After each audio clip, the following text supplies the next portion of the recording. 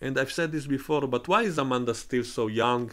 I mean, this is only a few years before TOS, in which she looked like an old lady. And by the way, they actually found an actress that does look very similar to the original one, so she was actually perfect in the flashbacks. She did look like a younger version of that woman in TOS. And yet when we see her in present day, she looks exactly the same age as in those flashbacks. So why are they not even trying to make her look a little bit older the closer she gets to present day? So why not add some gray hair to make her age seem a bit closer to what it's supposed to be, and it would make more sense because she looks younger than Michael and Spock. It reminds me of how they showed Stella, the wife of Mad, also was supposed to look like an old hag, and they made her look young and beautiful. So maybe this show just doesn't want to show older women because they want to show all women looking as best as possible, even if it doesn't make any sense and doesn't fit the timeline. So anyway, when Amanda beams over, she hugs Michael and then whispers in Michael's ear, "Please don't react." Wait, why is she whispering? And why can't Michael react? Who is Amanda scared of? Is she scared of Geordi LaForgery, the guy in the transporter room? Is she afraid that he will hear what she tells her? Why? And can't she just wait until they're in another room to start talking about Spock? So why does the need to whisper in her ear next to Geordi LaForgery, who can probably overhear them anyway because he's blind and blind people hear better? Maybe he's not really blind, maybe that visor on his face is supposed to protect him from the constant lens flares produced by the transporter, so maybe that's the reason for that visor. I don't know, since they never bothered developing any of these minor characters, so how could we know? Anyway, Amanda then tells Michael about how Spock saw the Red Angel as a kid, and you know, this could actually fit into something that was mentioned by Sarek in an episode of TNG. He once told Picard that as a child, Spock used to go to the mountains and wouldn't tell anyone why. So if they actually showed that in a flashback, that maybe he went to the mountains to speak to the Red Angel, if they actually show us that, I would give them points for actually connecting things together and filling the blanks. But most likely this is all just a coincidence. Probably the STD writers don't really know anything about that. Anyway, we still don't actually see Spock. They keep delaying his appearance and only talk about him in every episode. And as I predicted, it seems as if they're determined to destroy his character, and they tell us that he might be a psychopath and he might have killed his doctors. Even though I'm sure they will reveal later that he didn't really kill anyone, maybe there is some kind of conspiracy against him, maybe to keep him from telling anyone about what he knows about the Red Angel. And you know, I won't judge until I see the full story, the full picture, but it doesn't look promising so far. And it's just so boring because, again, they only talk about it instead of showing us. What did I say before? I always say about this show, show, don't tell. Stop telling us about Spock and never showing him. Why not simply show him and what he's doing, instead of just speculating and talking about it all the time? It just is boring this way. And it was also so stupid when Amanda said that she took his medical records, and later when Pike contacts that institute and they say that the files are missing because someone took them. So apparently they kept all the information on just one disk, which Amanda took, and they don't have any kind of backup of that information. So this is stupid beyond words. And you know, that sort of thing could have been forgiven if it was in TOS, because it was made back in the 60s when computers were still the size of buildings. But even in that show, I don't think they did stupid stuff like that, to my knowledge. I don't remember such a stupid statement as this one. It's also funny that they revealed that Spock was Michael's little shadow, so now we find out that he actually did love and adore her, and only because of the logic extremist who wanted to kill Michael for being human, she wanted Spock to stay away from her for his own safety, so she did something to him which he never forgave. And by the way, that whole plot with the logic extremist is also beyond stupid.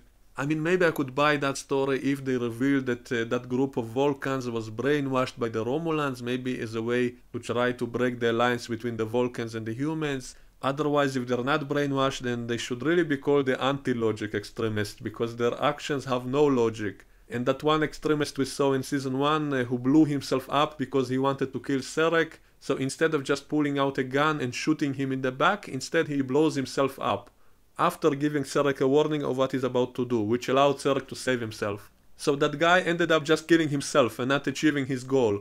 Maybe Sarek had some kind of sensors that prevented anyone to take a weapon on the ship, fine. But he had that needle which he stabbed into himself to blow himself up, so why not just stab Sarek with it from the back? Wouldn't it be much safer and you wouldn't have to sacrifice your own life to achieve it? Wouldn't that be more logical? So how can you possibly call those guys logic extremists? I think they're illogical extremists. There was a scene on the Discovery in which Pike talks to someone in Starfleet through a view screen, and that guy says, that Pike is one of the only ones who still use a view screen instead of a hologram. And I think this scene was meant to explain why we didn't see holograms on the Enterprise, since apparently Pike prefers the view screen. Now, this explanation would have worked if this was Kirk in this scene. If we were told that Kirk simply doesn't like holograms and he prefers using the view screen, then it would explain why we don't see holograms in TOS. But this is Pike here, and we didn't even see Pike using the view screen in the original show. We didn't see him talk to anyone on the screen on the bridge. And so this is totally meaningless as an explanation. I mean, what, did he remove all the holograms permanently from the entire ship because he hates them so much? And Kirk simply didn't bother to reinstall them, so it doesn't make sense. It would have worked if it was Kirk in this scene, and if they told us that Kirk doesn't like the holograms. Then I'd say fine, this explains it. So it doesn't really work here, unless they later say that Kirk also hates holograms. And they make it a point to say that everybody in the entire fleet uses holograms, so it's as if they're deliberately doubling down, deliberately insisting that no, these holograms are the way they want to do this show. They kind of confirm that they listen to this criticism and that this is their explanation. That Pike is simply old-fashioned, but we didn't see him use the view screen in the cage, so this is totally pointless. And I've talked about this issue before, and I offered a whole bunch of theories to try to explain this logically, and I can offer another one right now, which maybe they will do, because when they show this guy on the screen, it looks like a regular 2D screen of today. But the screens in the other Star Trek shows were always 3D imaging, meaning it didn't look like a screen, it looked like you are looking through a window at the giant head of whoever you are talking with. And so it looked totally realistic and much better than just a screen. So maybe in this show they could say that those types of screens haven't been invented yet or not implemented on starships yet, and when they are first introduced, they can show that they look like those bulky screens that they had in TOS. And maybe their quality is so much better than the glitchy transparent holograms, and that's why everyone will switch to using those screens instead of the holograms. So I wish they would actually do something like that instead of stubbornly continuing using the holograms with no explanation. So simply introduce that bulky screen and show us that it's a 3D imaging system which looks much better quality compared to the glitchy transparent holograms which give people a headache. You can actually say that in the show and it will explain why everybody stopped using that in favor of these new screens, and it would perfectly explain it. So I hope they do that instead of just continuing to use the holograms with no explanation. And by the way, we also have a scene of Michael and Vogue talking through a hologram, and they see each other as a hologram without seeing each other's surroundings. But previously on the show they established that the one who appears as a hologram can actually see the surroundings of that person that he's talking with on the Discovery. For example, Tilly's mother appeared in her room and she was able to see what's going on her table, and when Sarek appeared he was even able to sit on Michael's desk somehow. And yet here we see the conversation from both ends and they both look like holograms without seeing any of the surroundings. But I guess maybe it's because it's a Klingon communication, so whatever, fine. This is just this show's attempt to be more like Star Wars, which I guess they find more cool and more artistic or whatever. Also, I think saying that Deep Space Nine was the first time that anyone ever used the holographic communication, also I think we can actually dismiss that because in TNG we did see people use all kinds of holograms even in their own quarters. We saw Riker watching some holographic women dancing, and we saw Picard looking at all kinds of holograms in his ready room, and so I do think holographic communication probably would be technically possible. It simply wasn't really popular for some reason. People preferred the view screen. Maybe it was some kind of security precaution not to allow hologram communication, because that way some kind of spy might hack into the system and look at things he's not supposed to, and maybe enemy forces might be able to hack into such transmissions of holograms, and then they'll be able to scan the whole bridge and see all the little details, all the screens in the bridge, and that's very dangerous, as we've seen in the movie Generations, when the Dura sisters hacked into Geordi's visor and they were able to see the shield frequency of the Enterprise. That's what allowed them to destroy the Enterprise. So maybe holographic transmissions are a security risk. So if someone is looking at the bridge from the view screen, then he will not be able to see the other side of the tactical station, or the operation station, or the navigation station, and not even the captain's little screens on his chair, because they do seem to be hidden from the view screen as well. So maybe that's why communication was limited to the view screen, because if someone can appear as a hologram and walk all over the bridge, then maybe he'll be able to look at things he's not supposed to.